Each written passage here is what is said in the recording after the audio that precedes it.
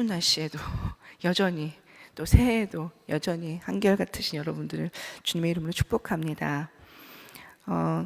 오늘 같이 지금 읽어주신 말씀 속에서 고린도전서 7장 17절부터 오늘 24절까지 말씀인데요. 이 말씀을 요약해 보면 그냥 세 구절로 나옵니다. 17절, 20절, 24절 같은 말이 계속 반복이 돼요. 그래서 그 말씀을 계속하는 거예요. 근데 가장 많이 저한테 와서 닿았던 말은 그 세 절 속에서 그대로라는 말입니다. 여러분도 한번 찾아보세요. 17절에 보시면 그대로, 20절에 보시면 또 부르신 그대로, 그 다음에 24절에 부르심을 받은 그대로, 계속 그대로라고 말을 하고 있습니다. 그래서 어떤 구조로 되어 있냐면 이 말씀은 하나님께서 우리를 부르셨다. 너는 그대로, 하나님께서 부르신 그대로 그 자리에서 섬기라. 이렇게 말씀하고 계십니다. 근데 중간중간에 또 구절들이 들어가 있어요. 그것은 그대로 섬기되 이런 예로 이렇게 섬겨라. 그대로 섬기되 이런 예로 이렇게 섬기거라 라고 말씀하고 계신 겁니다. 이스라엘에서 이스라엘의 저자들이, 성경의 저자들이 방법이 계속 반복되거나 두 번, 여기서 지금 세 번이나 반복이 되고 있는 거거든요. 이렇게 말할 때는 굉장히 중요한 것입니다. 그래서 그 중요한 말만 저는 오늘 하고 가면 되는 거예요. 근데 내용이 그 세 마디가 계속 되어지는 거기 때문에 사실 저는 뭐 이렇게 지금 설교 다 끝나도 되는 것입니다. 근데 오늘 말씀을 그래도 조금 길게 해야 되니까 좀 요약해 보면 하나님이 각각 사람들에게 부르셨습니다. 하나님께서 우리를 각각 부르셨다고 말합니다. 그리고 그 부르신 대로 그냥 너는 행하라라고 말씀하고 계십니다. 근데 어떤 사람으로 부르셨냐면 예로 할례자로 부르시기도 하고 할례를 안 받은 사람으로 부르시기도 했었고, 그 다음에 그것보다도 더 중요한 게 계명을 지키는 것으로 네가 살아야 된다라는 것으로 예를 보여줍니다. 또 그 다음 예는 또 뭐가 있냐면 종으로 있을 때 부름을 받았다. 그래서 넌 염려하지 말고 종이 되어져 있는 것에 염려하지 말고 그대로 잘 섬겨라. 근데 혹시라도 자유로워질 수 있거든 자유로워지거라. 그것을 잡으라 라고 말합니다. 그리고 아까 제가 말씀드린 대로 하나님께서 부르신 그대로 섬길지어다 라고 말하고 계신 것입니다. 이것이 17절부터 24절까지의 전체 요약이 되겠어요. 그런데 오늘 말씀에서 왜 이렇게 했을까? 왜 바울이 이렇게 말을 하고 있을까? 왜 이렇게까지 강조하고 있을까? 하고 볼 때는 고린도 교회, 여러분들 지금 7장이니까 계속 고린도 교회의 그 상황들을 들으셨을 거예요. 근데 저는 교육부에서 몸담고 있는 사람으로서 아이들하고 또 그것을 교육을 대해서 이제 공부를 하다 보면 세상에서 지금까지 이 세상에서 가장 파워풀한, 가장 능력 있고 가장 정말 와 하고 느껴질 수 있는 교육 방법이 있는데 그것이 어떤 것이냐면 유대이즘이에요. 유대의 교육 방법입니다. 그리고 그 다음으로 제가 놀랐던 교육 방법 중에 하나는 이슬람식 교육 방법이었습니다. 근데 둘이 싸우잖아요. 그렇죠? 어마어마하게. 근데 그 방법이 굉장히 파워풀합니다.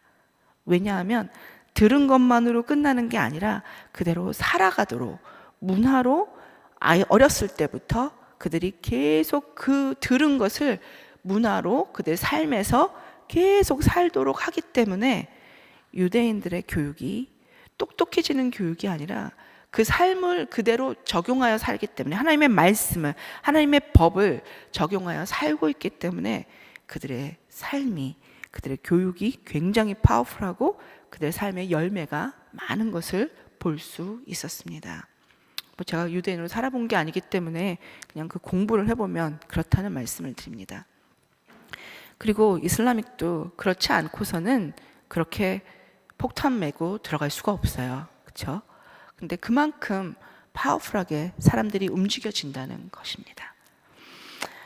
그래서 정말 이들의 이런 교육이 이렇게 중요한데, 오늘 목사님 왜 저런 교육에 대한 얘기 여기하고 안 맞을 텐데 왜 하나 그렇게 보실 텐데, 바울은 고린도 교회가, 고린도 그 시 전체가 부유했어요. 너무 잘 살았고 좋았지만 정말 죄악이 아주 많았던 곳이잖아요. 그리고 얼마나 이상한 신전들이, 아프로디테 그 사랑의 신전들 막 이런 것들이 너무 많아서 거기에 음란함과 그 모든 것들이 얼마나 창궐했는지 몰라요. 그런 곳에서 그가 고린도에 있는 교인들에게, 그들이 하나님의 말씀을 듣고 예수 그리스도를 영접했음에도 불구하고 저들이 삶을 그렇게 살아들이지 못하니까 너무 많은 것들이, 너무 많은 주의와 너무 많은 이단이 그들을 막 끌고 가는 것을 보고 있는 것입니다. 그래서 안타까운 마음에, 정말 안타까운 마음에, 바울이 개척한 곳이잖아요. 그렇죠? 얼마나 안타깝겠어요. 그래서 안타까운 마음에 고린도 교회의 사람들 한 분 한 분에게, 당신들이 지금 그렇게 살면 안 됩니다. 당신의 신앙이 교정돼야 됩니다. 이렇게 바뀌어야 합니다. 라고 말을 하는 것입니다. 그것을 편지에서 이렇게 몇 번을 들어서 계속 강조하고 있는 것입니다. 그래서 구조만으로도 바울이, 이 구조를, 오늘 구조를 돌아보는 것만으로도 바울이 얼마나 안타까움을 갖고 있고, 그리고 얼마나 이들이 바뀌기를 원하는지, 어떻게 바뀌기를 원하는지 하나님이 부르신 것을 알고 부르신 그때 그 모습 그대로 주 안에서 행하기를 원하시는 것입니다. 그래서 오늘 저는 여러분과 같이 바울의 심정을 우리가 같이 갖고 17절부터 한번 같이 읽어가면서 한번 보려고 합니다. 우리 17절 한번 펴시고 같이 보겠습니다. 17절 같이 읽겠습니다. 시작. 오직 주께서 각 사람에게 나눠주신 대로 하나님이 각 사람을 부르신 그대로 행하라. 내가 모든 교회에서 이와 같이 명하노라. 끝에 보면 내가 모든 교회에서 이와 같이 명하노라 라고 말하고 있습니다. 정말 몇천 년 전에 되어진 일인데, 그때의 그 말씀이 지금 우리의 삶에도 아주 그냥 뭉퉁거려져서 적용되는 게 아니라 아주 날카롭게 적용되고 있음을 볼 수 있습니다. 그리고 그렇기 때문에 모든 교회에 그가 이렇게 명한다라고 말하고 있습니다. 그리고 앞에서 보면, 원어로 보면 우리 한국말로가 더 많이 잘 번역이 되어져 있어요.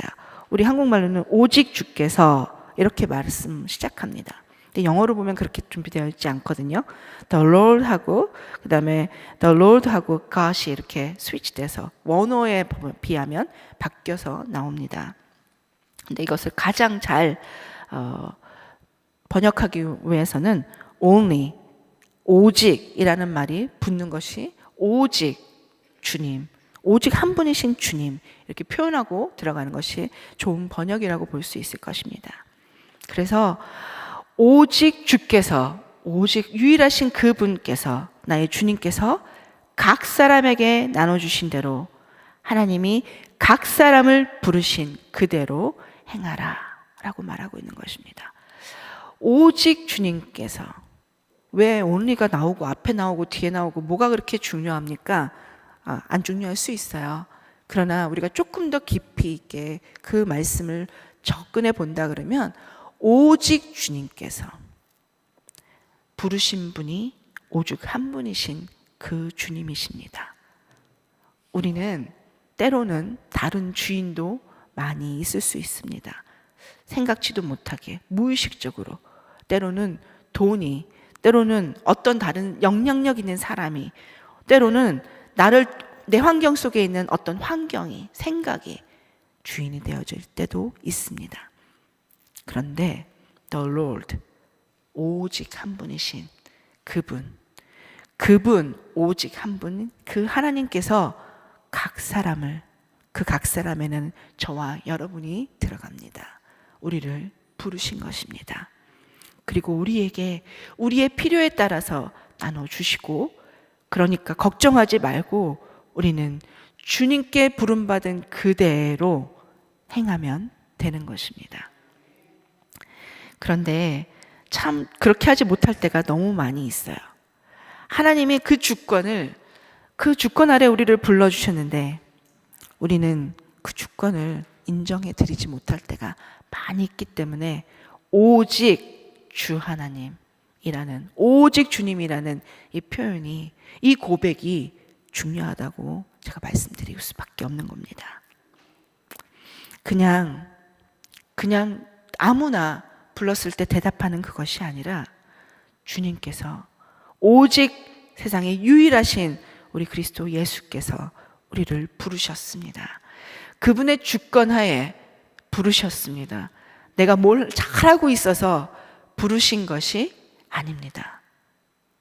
또 영어로는 또 이런 부분이 잘 번역이 되어 있는데 NLT로 보면 이렇게 되어 있어요. As you were when God first called you.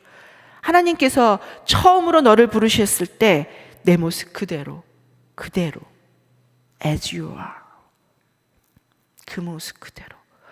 우리의 모습이 돌아보건대 하나님이 우리를 부르실 만한 그런 모습으로 우리가 살아드렸습니까? 여러분 자신이 있으신가 봐요. 근데 전 자신이 별로 없어요. 돌이켜보면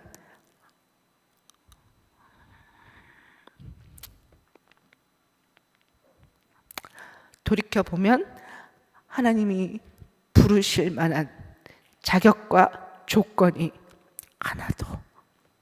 정말 하나도 없는 모습을 봅니다. 그런데도 우리 하나님께서는 그분의 주권하에 그냥 우리를 부르셨습니다. 여러분과 저를 그냥 불러주셨습니다. 부족한 그대로, 모자란 그대로, 모난 모습 그대로, 안타까운 모습 그대로. 그러나 그분은 우리를 사랑하셔서 그냥 불러주신 것입니다. 그것이 얼마나 큰 은혜인지 그 은혜가 오늘 여러분과 제게 임하기를 소원합니다. 그렇게 우리를 하나님의 철저하신 주권하에 그냥 불러주셨습니다. 그리고 우리에게 필요한 것들을 하나님이 채워주십니다. 그리고 우리가 살아갈 수 있도록 그렇게 주님은 모든 것을 준비해 주십니다. 그러기에 주님을 믿고 우리는 오늘도 주님께서 부르신 모습 그대로 살아드려야 됩니다. 근데 어떤 분들은 이 말씀을 또 잘못 해석하시는 분들이 간혹 계세요. 부르신 그대로 그래 살아드려야 되기 때문에 우리의 과거에 죄악된 모습 그대로 부르셨으니까 교회 왔을 때만 빼놓고는 또 세상으로 돌아가면 예전에 세상에 살던 그 모습 그대로 내가 살아드려도 되겠지. 그건 잘못된 적용입니다. 바꾸시기 바랍니다. 하나님은 우리를 부족한 모습 그대로, 죄악된 모습 그대로 하나님의 주권하에 부르셨습니다. 그리고 우리가 그대로 주님의 부르신 그 사랑을 알고 누가 불렀는지 그분을 분명하게 인지하고 그분 안에서 그 말씀을 따라 살기를 소원하십니다. 그렇다면 우리의 옛 모습은, 우리의 죄악된 모습은 우리가 주 앞에서 버릴 수 있어야 될 것입니다. 근데 내 능력대로, 내 맘대로 쉽게 버려지지가 않아요. 그렇죠? 그랬으면 아마 그렇게 세상에 이렇게는 않았을 거예요. 정말 크리스천들이 이렇게 교회 온 세상에 많은데 세상이 아직도 이렇게 돌아가고 있지는 않을 거예요. 10년이 넘도록, 20년이 넘도록, 혹은 30년, 40년이 되도록 아직도 우리에게 버리지 못한 것들이 혹시 우리 안에 있는 거 여러분 자신과 저는 알 수 있습니다. 그 모습, 그 죄악됨 주 앞에 내어놓으시기 바랍니다. 그리고 우리에게 모든 필요한 것을 주시는 주님께 하나님, 이 모습 버리는데 주의 능력이 필요합니다. 주의 임재가 필요합니다. 주님의 도우심이 필요합니다. 구하시기 바랍니다. 아무도 모르는 그것을 우리 주님은 알고 계십니다. 그래서 그분 앞에, 우리를 불러주신 주 앞에 사랑함으로, 고백함으로 그렇게 우리의 죄악됨을 내어놓는 귀한 축복이 오늘 임했으면 좋겠습니다. 우리가 그렇게 대단하지 않은데도 하나님은 그렇게 부르십니다. 그래서 고린도전서 7장에 지금 계속 말씀하고 계세요. 너희가 결혼을 했든 독신이든 혹은 이혼을 했든 혹은 남편을 일찍 보냈든 무슨 상관이냐? 그것이 상관됨이 아니다. 그냥 내 모습 그대로 사회적인 위치 그것이 중요한 게 아니라 사회적인 신분 그것이 중요한 게 아니라 그냥 너 자신으로 내 앞에 서기를 원한다. 주님의 고백이 있는 줄 압니다. 그래서 우리 주님은 우리를 그렇게 부르셨습니다.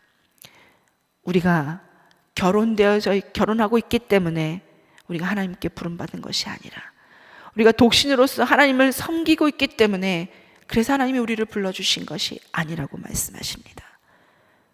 네가 이혼했기 때문에 그래서 하나님이 안타까워서 불러주셨다고 말하고 계시지도 않습니다.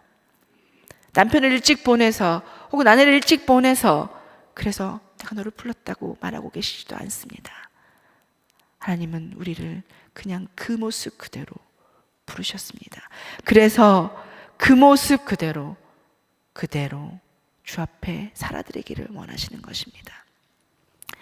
그런데 크리스천이 됐다고 갑자기 하나님을 영접했다고 그리스도를 영접했다고 그때 정말 유대교적인 그런 흐름이 있었고 또 헬라 그릭의 흐름이 있었습니다. 그 고린도 교회 안에.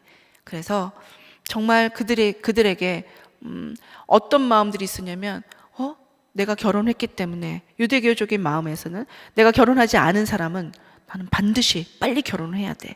유대인들은 결혼하지 않으면 인정받지 못하고 구원이 되지 못한다고 그런 흐름이 있기 때문입니다. 그래서 그들은 혼인을 해야 되겠다. 빨리 결혼해야 되겠다 하는 그런 프레셔를 받았습니다. 또 헬레의 그 그릭의 흐름에는 어떤 것이 있었냐면 혼자 있어야 되는 것입니다. 혼자 살 때 남편으로부터 아내로부터 신경 쓰는 것이 적어지고 하나님을 더 귀하게 섬길 수 있다라는 그 마음이 있기 때문에 그들은 그러면 나는 예수 그리스도를 영접했으니까 주님께만 더 집중하고 금욕적인 삶을 살거나 아니면 내 아내를 내 남편을 떠나야 되겠다. 이렇게 하지 말라는 것입니다. 그렇게 하지 말라는 것입니다. 요즘 정말로 그게 굉장히 바보 같은 일이라고 바울은 그렇게 말하고 있지만 않지만 요즘의 언어로 말하면 그건 정말 바보 같은 일이라고 말하고 있는 것입니다. 하나님은 우리를 어떤 상태든 우리의 사회적인 스테이터스가 어떻든 상관없다는 것입니다. 내가 너를 그 모습 그대로 불렀는데 그 모습에서 내가 섬기라고 나를 그대로 섬겨달라고 말하고 있는 것입니다. 오토독스 주이스들은 정말 그랬습니다. 결혼을 꼭 해야만, 그래서 자녀를 많이 낳아야만. 그리고 반면에 정말 그릭의 그 흐름을 갖고 있는 사람들은 정말 헬라 문화 속에 사는 사람들은 결혼할 필요가 없다. 넌 빨리 금욕적으로 살아야 된다. 오히려 그렇게 강조를 했던 것입니다. 그래서 이런 모든 것들로부터 우리가 제한을 받으면 안 되는 것입니다. 제한을 받을 필요가 없는 것입니다. 여러분들은 부름받으신 그 상태 그대로 우리 주님을 아름답고 귀하게 섬기시기 바랍니다. 18절에 그 예가 나옵니다. 18절 19절에는 그래서 어떻게 해야 되는지, 또 바울이 왜 이런 상태에서 할례 받은 거에 대해서 콕 집어서 얘기하냐면 이런 상태의 고린도 교회에서 정말 그 유대교적인 마음이 있기 때문에 우리가 할례를 받아야만 구원에 이르지 않을까라는 그런 흐름이 계속 흐르고 있었습니다. 그래서 바울은 이들을 가르치기 위해서 꼭 집어서 말을 하고 있습니다. 그 17절에 그 원리에 대한 예를 18절 19절에 말을 하고 있습니다. 우리 18절 19절을 같이 한번 읽겠습니다. 시작. 할례자로서 부르심을 받은 자가 있느냐? 무할례자가 되지 말며, 무할례자로 부르심을 받은 자가 있느냐? 할례를 받지 말라. 할례 받는 것도 아무것도 아니요 할례 받지 아니하는 것도 아무것도 아니로되 오직 하나님의 계명을 지킬 따름이니라. 아멘. 그 예로 너희들이 따르는 이 흐름이 아무것도 아니라는 것입니다. 할례가 아무것도 아니다. 그리고 무할례자로 부르심을 받았느냐? 그것도 아무것도 중요한 것이 아니다. 여기도 말하죠. 19절에 오직 중요한 것은 오직 하나님의 계명을 지킬 따름이니라 라고 말하고 있습니다. 18절에서 부르심이라는 의미는 무엇이겠습니까? 부르심. 이 부르심은 그 의미는 구원받음을 의미합니다. 그냥 불러주신 게 아니라 불러서 너는 내 것이다 라고 구원받음을 의미하는 것입니다. 18절 19절에서 할례는 그 예입니다. 구원의 영향을 끼칠 수 있는 것이 아니라는 말씀입니다. 이미 그리스도께서 십자가에서 피 흘려 죽으셨고 그 그리스도를 믿고 영접하기만 하면 이 모든 것은, 이 행위나 이 모든 것은 아무 의미가 없다는 것입니다. 그것이 그렇게 중요한 것이 아니라고 오늘 바울은 말합니다. 소용없다고. 근데 중요한 것은 뭐라고 말하고 있습니까?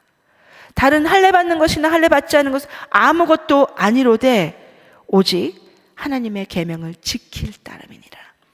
가장 중요한 것은 하나님의 계명을 지키는 것이라고 하는 것입니다.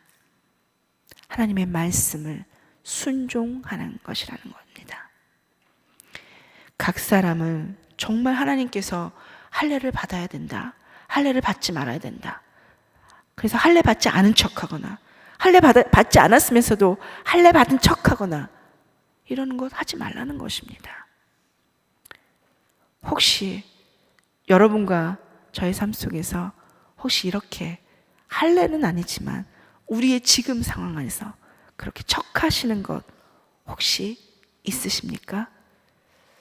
없다고 말할 수 있으면 참 좋을 텐데, 그렇죠? 근데 우리의 약함 때문에 많은 분들이 그럴 겁니다. 저도 그렇습니다. 목사이기 때문에 척하는 것도 많은 것 같습니다. 정말 하나님 앞에 죄송하고 그러지 말아야 되겠다는 생각을 오늘 합니다. 하나님께서 우리에게 그 모습, 그 신분이, 그 유대인이라는 증표가 구원을 확인하는 것이 아니라고 말하고 계십니다. 우리에게는 내 속에, 내 속사람이 겉으로 나타나는 것이 아니라 내 속에서 내 속사람이 그리스도의 말씀에, 하나님의 말씀에 아멘 그대로 순종하며 그대로 따르는 것, 그것이 중요하다고, 그것이 가장 중요한 것이라고 말을 하고 계신 것입니다. 구원은 겉으로 오는 것이 아닙니다. 그래서 구원은 우리 속으로 오는 것입니다. 기억하시기 바랍니다. 하나님의 말씀에 얼마나 순종하고 지내는지. 하나님 말씀을 듣는 것만으로가 아니라 듣는 것은 순종이 아닙니다. 그대로 따르는 것이 순종입니다. 하나님의 말씀이 내 삶에서 내 속으로 들어와서 내 삶에 열매 맺게 되는 것이 순종입니다. 그것이 하나님의 명령을, 말씀을 따르는 것입니다. 거기까지인 것입니다. 내가 오늘 아침에 교회 와서 말씀을 들었으니까 이 정도로는 됐어. 그렇게 하지 마시기 바랍니다. 여러분과 제가 다른 사람보다 좀 일찍 일어나서 내가 좀 더 많이 기도했으니까 이 정도면 됐어. 우리 주님은 그렇게 말씀하지 않으십니다. 그게 할례 받은 모습일 수도 있습니다. 그게 우리가 구원의 증표로 생각하는 것일 수도 있습니다. 그런 모든 것들을 내려놓고 주께서 우리에게 주시는 말씀에 그대로 듣고 그대로 순종하며 우리의 삶에, 우리의 속으로 들은 것이 우리의 겉으로 나올 수 있도록 삶을 살아내는 저와 여러분이 됐으면 좋겠습니다. 그렇게 하나님은 각 사람을 부르셨다고 말합니다. 그리고 20절에 다시 하나님이 말씀하십니다. 각 사람을 부르심을 받은 그 부르심대로 지내라 라고 또 말씀하십니다. 또 원리를 말씀해 주고 계십니다. 이게 두 번째 말씀하시는 거죠. 그가 구원받을 때와 같은 환경에 계속 있으라는 것입니다. 겉으로는 사회적 환경이 바뀌는 것이 중요하지 않다라는 것입니다. 중요한 것은 내 속으로 들어와서 내 그 말씀이 내 삶에 열매 맺어지는 영적인 것에 집중해야 될 필요가 있다라는 것을, 그 원리를 다시 말해주는 것입니다. 그리고는 또 계속해서 21절과 23절에 그 예를 또 보여주십니다. 우리 그 원리의 예가 되는 21절과 22절 다 같이 한번 읽겠습니다. 시작. 내가 종으로 있을 때에 부르심을 받았느냐? 염려하지 말라. 그러나 내가 자유롭게 될 수 있거든 그것을 이용하라. 주 안에서 부르심을 받은 자는 종이라도 주께 속한 자유인이요, 또 그와 같이 자유인으로 있을 때에 부르심을 받은 자는 그리스도의 종이니라. 아멘. 그렇습니다. 또 23절에는 제가 한번 읽어보겠습니다. 너희는 값으로 사신 것이니 사람들의 종이 되지 말라라고 말하고 있습니다. 그래서 21절에서부터 23절까지 그 하나님의 원칙인 부르신 그대로 너는 섬기라라고 말씀하신 그 예로 종의 모습에서 우리는 그 예화를 주님이 바울이 들고 있는 것을 볼 수 있습니다. 이것도 고린도 교회의 다른 이슈였습니다. 교회 안에서 세상의 모든 그 관점과 세상의 모든 판단이 교회 안에서 똑같이 이루어졌던 것입니다. 거기는 부자가 많았잖아요. 부자는 교회 안에서도 부자로 대우받고 부자로 더 많이 인식받고, 가난하고 어려운 자는, 힘들고 어려운 자는 있는지 없는지도 모르고, 부자로 있는 자는 하나님의 축복을 받았다라고 막 칭찬해주고, 힘들고 어려운 자는 저주 중에 있는 것입니까? 그렇게 얘기할 수 없을 것입니다. 그런데 세상의 그런 모든, 세상의 물질이 움직이고 그 모든 것을 판단하는 세상의 가치관이 교회에도 똑같이 들어와 있었던 것입니다. 그래서 종과 주인이 같이 들어오더라도 종의 말과 주인의 그 가치가, 교회 안에서도 사람의 가치가 다르게 평가되어졌던 것입니다. 그것에 대해서 바울은 또 콕 집어서 말을 하는 것입니다. 그렇지 않다. 세상의 가치관이 교회 안에 들어와서 교회의 모든 치리와 교회의 모든 행정과 교회의 모든 것을 움직이게 하지 못하게 하거라 라고 말하는 것입니다. 교회 안에서는 우리 모두가 같은 자라는 것입니다. 우리 모두가 그리스도의 종이라는 것입니다. 종으로 태어났어도 걱정하지 말라는 것입니다. 종으로 태어났어도 그리스도께서 핏값으로 사셨기 때문에 그 핏값에 그만큼 소중한 너희기에, 우리이기에 우리 주님은 우리를 그렇게, 모두를 그렇게 대접하십니다. 그렇게 대하십니다. 예수 그리스도가 목숨을 내어주실 만큼 귀하게 우리를 대하십니다.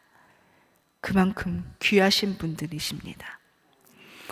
이렇게 우리를 부르시고 종으로서 살지 말라고 말씀하십니다. 혹시 자유인이었거든 너는 그리스도의 종된 것을 기억하라고 말씀하십니다.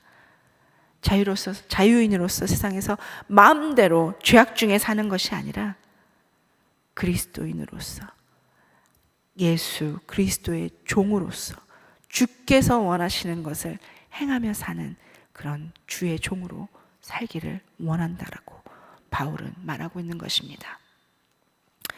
정말 이런 이슈가, 이런 신분의 이슈가, 사회적 신분의 이슈가 교회 안에 있을 때에 그 지위 고하가 중요하지 않다라는 것을 바울은 오늘 계속 말해주고 있습니다. 저와 여러분에게도 우리가 이제 교회 비전 센터를 짓고 우리가 새로운 교회로 들어갑니다. 교회는 참 아름답게 지어질 것입니다. 분명히 그럴 것입니다. 아멘. 하나님의 교회이기 때문입니다. 근데 교회의 모습보다, 교회의 겉의 모습보다 우리 교회를 이루는 우리 한 분 한 분이 우리의 모습의 교회는 어떤 것이 될까? 혹시 생각해 보셨습니까? 교회의 아름다운 건물만이 아니라, 하드웨어만이 아니라 소프트웨어인 우리 한 사람 한 사람, 우리들의 모습은 그 교회에 맞게 아름답게 준비되어 계십니까? 제가 아침에 이렇게 찔리는 설교 안 하려고 했어요, 사실. 근데 저한테 많이 찔려서, 그래서 여러분과 같이 저의 찔림을 나누는 것입니다. 교회는 아름답게 지어질 거예요. 그러니까 아름답다는 게 막 호화찬란하게 그렇게 막 금으로 칠하는 거 아니더라도 어쨌든 새 건물이잖아요. 깨끗하고 아름다울 것입니다. 그렇다면 그 건물에 들어갈 만큼 우리의 모습이 깨끗합니까? 우리의 모습은 어떻습니까? 내가 돈이 많기에, 내가 세상에서 높은 자리에 있기에, 나는 영향력을 끼치는 사람이기에, 나는 교회 안에서도 이 정도의 영향력은 내가 분명히 있어야 된다고 혹시 목소리를 높이시지는 않았나요? 그런 분일수록 목소리를 낮추실 때 주의 말씀대로 순종하는 것이 될 것입니다. 혹시 여러분 중에 나는 뭘 해도 안 돼, 내가 지금 손대는 것마다 다 안 돼, 나는 왜 이렇게 아픈가, 나는 왜 이렇게 물질이 어려운가, 언제도 좋았던 적이 없는데 지금은 더 힘들어, 왜 내 주변엔 이런 일들이 일어날까, 왜 난 이렇게 태어났을까? 혹시 그런 분들 계십니까? 그런 분들일수록 주 예수 그리스도의 말씀 그리고 주님을 묵상하시기 바랍니다. 그래서 그런 분들일수록 주의 말씀대로 자기 자신에게 목소리를 높일 필요가 있을 것입니다.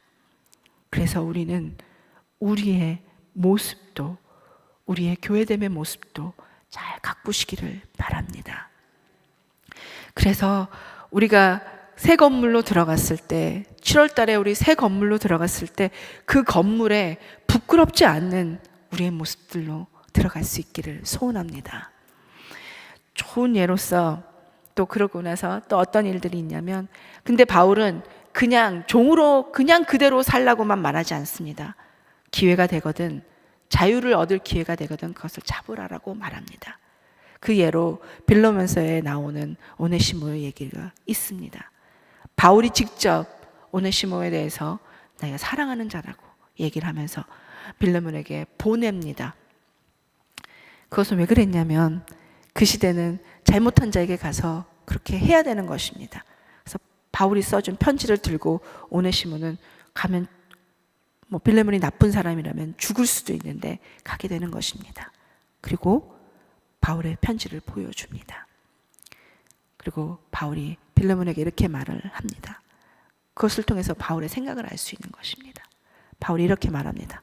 오네시모여, 이는 내가 정말 아끼는 사람이라고. 나를 대하듯이, 친구를 대하듯이, 그리고 나 바울을 대하듯이 그렇게 대해 주기를 바란다고 말을 합니다. 그래서 오네시모가 어떻게 되었나요? 나중에 나오겠죠, 그렇죠? 예, 오네시모가 그렇게 자유를 얻을 수 있도록 바울이 그렇게 영향력을 끼쳤던 것입니다. 그것과 똑같이 지금 상태 그대로, 아까도 말했지만 계속 후퇴되는 옛날의 상태, 예전의 나쁜 모습으로 계속 going back 그렇게 하라는 것이 아닙니다. 계속 돌아가라는 것이 아닙니다. 우리는 예전에 우리의 모습을 기억하고 그 모습 안에서 주께서 주시는 계명을 따라서 앞으로 전진해야 되는 것입니다. 앞으로 전진이 내 욕심대로가 아니라 주의 계명대로 주 안에서 이루어져야 되는 것입니다.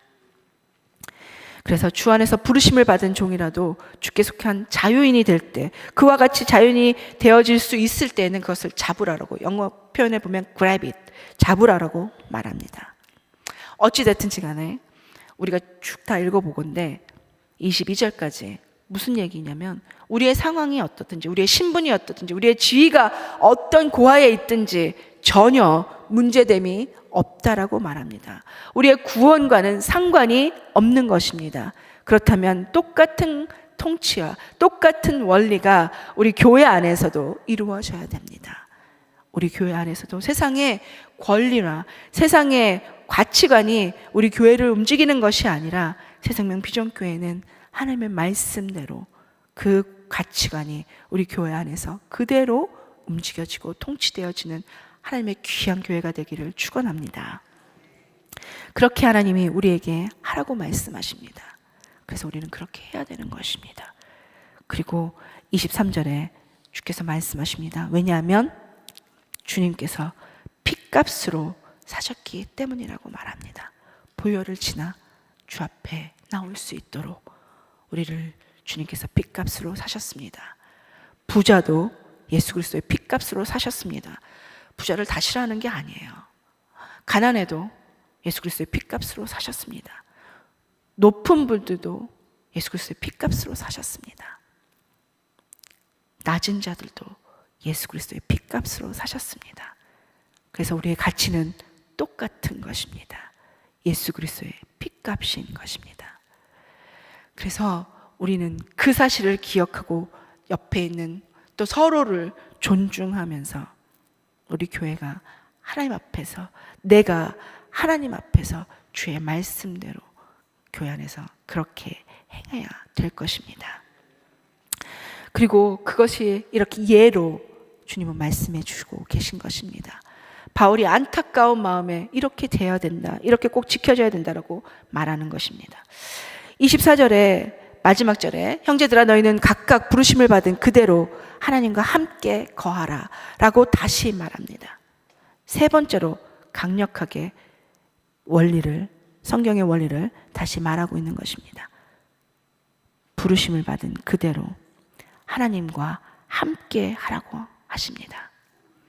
오직 하나님 아버지의 주권 아래 그분께 부름받은 그 상태로서 주의 말씀을 잘 따르는 것이 중요하고, 그것에 다른 어떤 것으로는 뭐든지 연연하지 말아야 하는 것입니다.